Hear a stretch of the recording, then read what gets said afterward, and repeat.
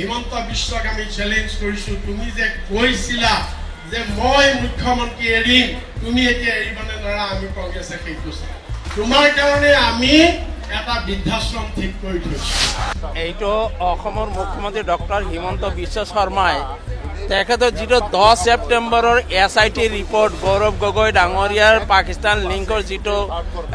report লৈ যিটা এটা বোমা ফুটাব গৈছিল সেইটো সম্পূৰ্ণ সুপাৰ ফ্লপ হোৱাৰ তো আমি গম পাইছো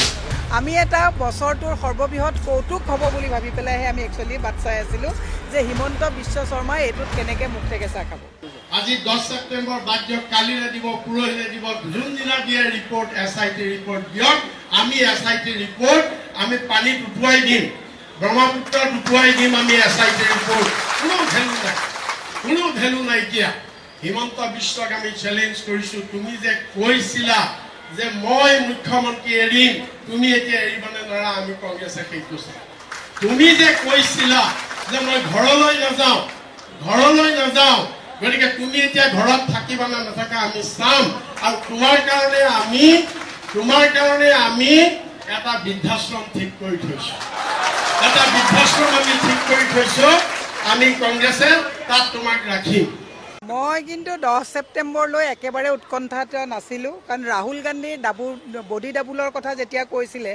যে 1 মাহৰ ভিতৰত বডি ডাবুলৰ প্ৰমাণ দিব নোৱাৰিলে মুখ্যমন্ত্ৰী পদৰ পৰা পদত্যাগ কৰিম বুলি কৈছিলে আৰু সেইটো গোকাত মিছা প্ৰমাণিত হ'ল গতিকে আমি উৎকণ্ঠাৰে বাট চোৱা নাছিলোঁ আমি এটা বছৰটোৰ সৰ্ববৃহৎ কৌতুক হ'ব বুলি ভাবি পেলাইহে আমি একচুৱেলি বাট চাই আছিলোঁ যে হিমন্ত বিশ্ব শৰ্মাই এইটোত কেনেকৈ মুখ ঠেকেচা খাব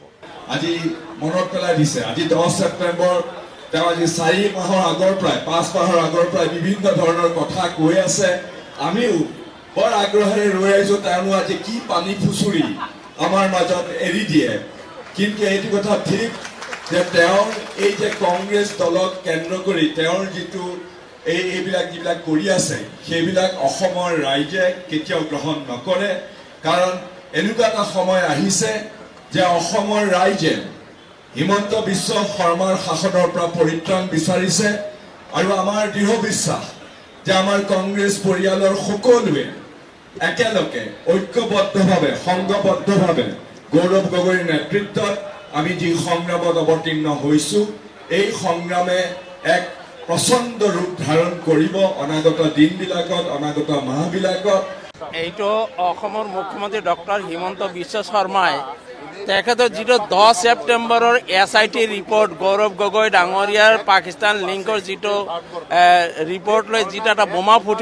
ফুটাব গৈছিল সেইটো সম্পূৰ্ণ সুপাৰ ফ্লপ হোৱাৰ তো আমি গম পাইছো